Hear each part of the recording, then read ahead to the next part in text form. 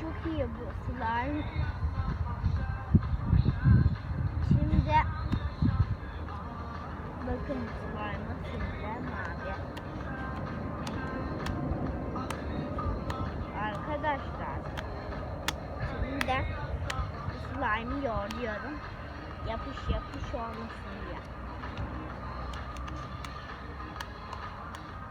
Arkadaşlar mavi slime'la mavi karışımına ne renk yapıyorsunuz ya? Yorumlara yazın. Pembe renk yaptım. Çok bol mavi yapınca daha da güzel. Bol turuncuyu bilmiyorum. Herhalde bol turuncu direkt pembe yapar.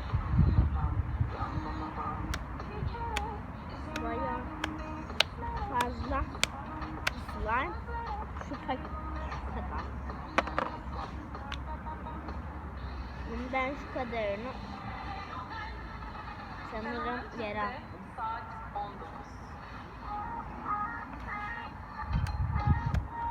Martı diye bir skuter var.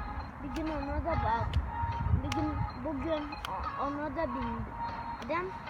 Kiralıyorsunuz. Martı diye bir uygulama var. Yapıyorsunuz kredi kartınızdan ama bindikçe para alıyor, başka bedava. Ama sonralarda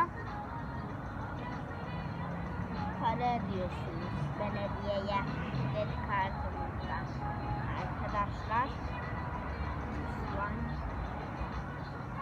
bir şey söyleyeceğim ama beğenmeyin. Beğenmeme tuşuna basmayın. Utanıyorum da korkuyorum.